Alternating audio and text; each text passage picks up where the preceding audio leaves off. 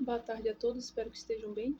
Nesse vídeo eu gostaria de falar sobre que eu vejo na internet muita preocupação de pessoas esclarecidas, que são bem educadas, com essa ascensão do cristianismo nacionalista nos Estados Unidos e em outras partes do globo, que é basicamente nazismo, é o mesmo discurso de sempre dos fascistas, que se baseiam nas encíclicas papais sobre como deve funcionar essa sociedade fascista ordenada. Embora o Papa a Igreja Católica diga que condena o fascismo se baseia nas encíclicas do Papa de como a sociedade deve ser ordenada. Então tem que ter o patriarca, é uma coisa bem tradicional judeu. Porque todo esse machismo da igreja vem do judaísmo, tá? Não, a Igreja Católica é formada por três culturas: Roma, Grécia e judaísmo. Todo o machismo vem do judaísmo. Por quê? Porque mesmo que os gregos fossem machistas, os gregos tinham mitos como o das Amazonas, que eram mulheres guerreiras. Os gregos, na verdade, reconheciam muitas mulheres poderosas na sua mitologia, e eles adoravam deuses. Os romanos, apesar de ser uma sociedade patriarcal, que Roma antiga era, por exemplo, no Egito antigo, as mulheres tinham tanta liberdade quanto o homem, por isso que Cleópatra era uma rainha poderosa. Então, muito desse machismo vem do judaísmo que diz explicitamente no Torá coisas assim absurdas sobre a mulher e na Bíblia tem que a mulher não pode falar na igreja. Então, seguindo o machismo dela, eles querem uma sociedade patriarcal com o pai de família, o pater família, mandando nas esposas e nos filhos. O que eles querem é subjugar completamente a mulher. Aqui eu não estou falando de ter um equilíbrio. O que Aristóteles fala, e eles adoram. O legal dos patriarcais é que eles adoram Platão e Aristóteles. Acontece que, mesmo que Aristóteles era machista, ele reconhecia que os melhores governos eram todos os governos, não importa o seu regime. Ele vai falar monarquia, aristocracia. Ele também fala da politeia. A politeia seria o governo de massas. Mas quando as massas querem o bem comum. A democracia é uma versão degenerada da politeia, porque as massas só pensam em si mesmas. A oligarquia é quando os ricos governam só para seus próprios interesses. A aristocracia é quando eles procuram o melhor. E a monarquia é quando tem um governante justo. O oposto é a tirania, quando o governante não é justo. Então, o importante para todo governo é o bem comum. O que Aristóteles vai falar, a aristocracia é quando essa elite pequena está buscando ser melhor. É o governo mais feminino de todos que ele vai dizer, porque ali a relação entre homem e mulher na casa está equilibrada. Então tem algo mais equilibrado. E Platão, eu já falei com os vídeos, Platão diz que é importante que haja igualdade entre homem e mulher. Por quê? Porque se a mulher é tratada igual pelo homem, vamos supor, se ela é subjugada pelo homem, o que vai acontecer? Ela vai criar uma sociedade desigual, porque a mãe educa o filho em casa. Então ela acaba criando uma sociedade desigual e a sociedade fica desigual. Então esse movimento culto nazista no cristianismo evangélico, eles querem patriarcado, eles querem a total subjugação das mulheres pelos homens. O que mais eles querem? Eles querem também, há um viés racista, porque eles utilizam a Bíblia para justificar o machismo dele e também usam a Bíblia para justificar o racismo. Porque no passado se dizia que os negros eram um povo amaldiçoado que vieram de Caim ou de Noé. Então a Bíblia foi usada para justificar a escravidão, porque além do mais, no Torá que a escravidão está permitida. Então, tem um viés racista no movimento. Além do racismo, tem também a homofobia no movimento, que a Bíblia está cheia de passagens homofóbicas. Então, a Bíblia, para qualquer pessoa educada, não pode ser usada como parâmetro para nada, porque a Bíblia é um reflexo da sociedade dos judeus.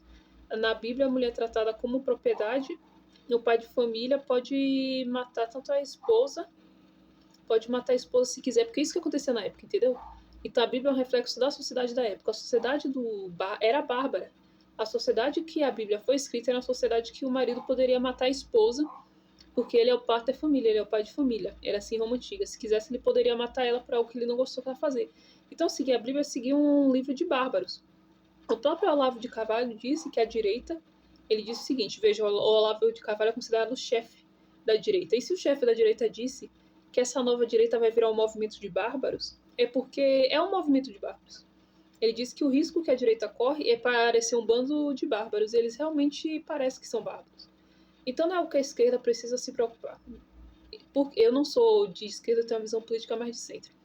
Mas eu considero que a batalha já está ganha na esquerda, porque essa geração, a geração Z, é a mais educada da história.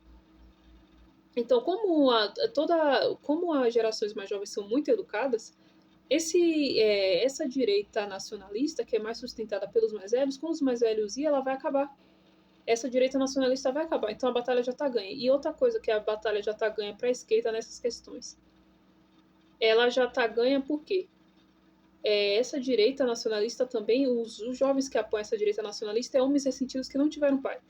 Porque se você tem pai, você vai saber como tratar uma mulher, se você tem um pai de verdade.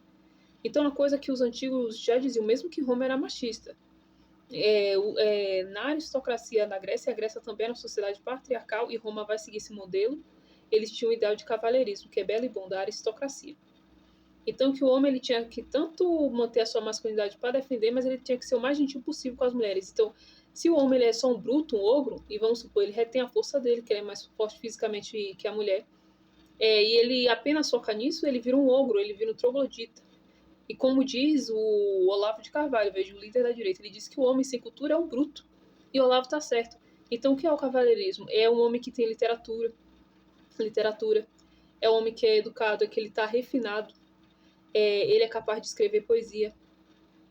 Ele sabe trabalhar com suas emoções. Ele é um homem completo. Esse que é o cavaleiro. Não estou falando aqui cavaleiro simplesmente abrir a porta para a mulher.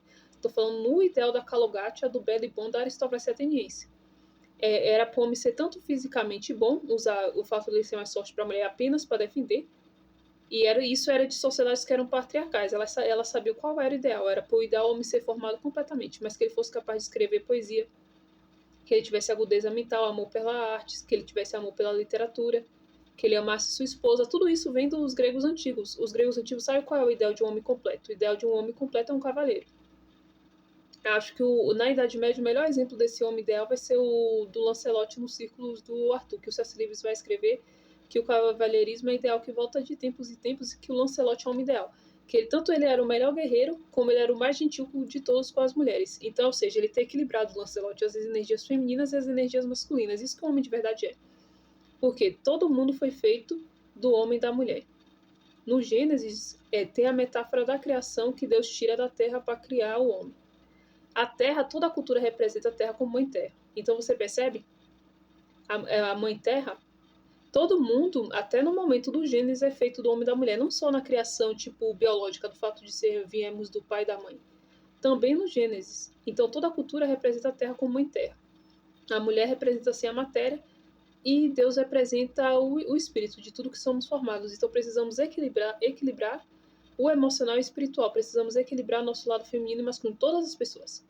E a arte ela faz justiça, e a arte é o melhor exemplo de equilíbrio.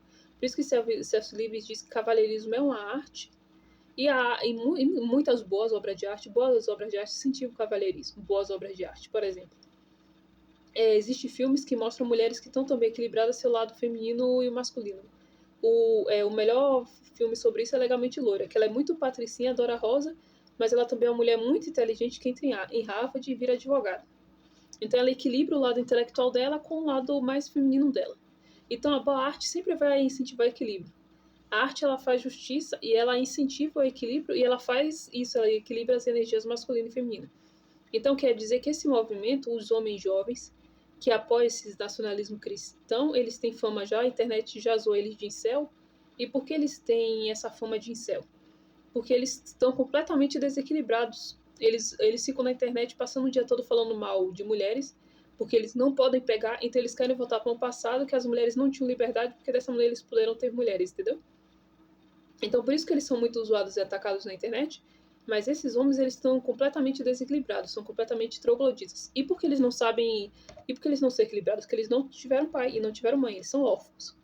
E isso no Brasil é um sério problema, porque a maioria dos rapazes não tem pai em casa. E também uma menina que tem uma mãe de verdade em casa, ela sabe que ela só gostar de rosa não significa que aquilo define ela. Que ela pode ser intelectual, que ela pode ser uma advogada, igual no filme Legamente Loira, ela pode se equilibrar. Então o homem e a mulher de verdade, ele é um cavaleiro. O cavalheirismo não é um ideal só para os homens. O homem e a mulher de verdade devem ser cavaleiros, exatamente como todo mundo tem que ser equilibrado. Mas então esse movimento do cristianismo nacional, ele é justamente só apela, os únicos jovens que ele apela são os jovens que estão desequilibrados. Então eu considero que a esquerda se preocupa, os moderados se preocupam com esse movimento, mas eu já considero o movimento já derrotado, nascido derrotado. Por quê? Porque o nazismo já foi derrotado igual ao comunismo, tipo, o comunismo, nem a China é comunista. Então eu considero que as ideologias de extremo já foram derrotadas. Elas podem querer aparecer, essas ideologias de extrema direita e de esquerda, mas na minha concepção elas já foram derrotadas e o establishment, que é o centro, nunca vai deixar a extrema direita chegar no poder não sem ter guerra. E na Alemanha nazista, quando Hitler tomou ao poder, teve guerra interna, houve resistência. Então, mesmo que muitos estejam preocupados com esse nazismo vindo do movimento evangélico, dos cristãos evangélicos, que a única coisa que eles estão preocupados é com mulheres e gays, porque eles estão preocupados com mulheres e gays, porque esses homens querem ter o controle, entendeu? Então, o que os homens estão percebendo? Eles estão perdendo o controle da sociedade, as mulheres estão livres, os gays estão livres. Então, eu vou dizer uma coisa sobre o nazismo. Os nazistas admitiram que o motivo que eles querem subjugar as mulheres é para não concorrer com elas no mercado de trabalho. Porque, vamos supor, ele perde o emprego para uma mulher que faz melhor a função. É por isso. E os próprios nazistas admitiram que esse é o motivo que eles querem subjugar a mulher, que toda mulher seja dona de casa. É por isso. Então, eles não querem concorrer com as mulheres no mercado de trabalho, eles não querem a liberdade dos gays, por quê? Porque eles também não querem concorrer com os gays. Eles não querem concorrer com os gays, vamos supor. E se uma mulher for melhor para a esposa dele do que ele próprio? A liberdade do gay significa mais concorrência. Então, a única preocupação, o nazismo, ele apela justamente para o homem branco ressentido. Ressentido com a liberdade das mulheres, que hoje a mulher não é forçada a se casar com homem, como era no passado. Então, ele se ressente da liberdade delas, de que elas hoje, a mulher está livre para dizer não para um homem, se ressente da liberdade dos gays, porque a liberdade dos gays significa mais concorrência. Na paquera significa que se os gays estão livres, não vai ter um ressentimento, ou não vai ter, como havia no passado, que os gays eram presos por serem gays, não vai ter problema para a mulher que ele quer se envolver contra a mulher, entendeu? Então, esse movimento dos cristãos nacionais, que são nazistas, é baseado tem a papel apenas para os mais velhos e para jovens ressentidos. Então, ele realmente não tem futuro, não é a maioria moral. A maioria dos americanos, em 60% da população, não concorda com eles.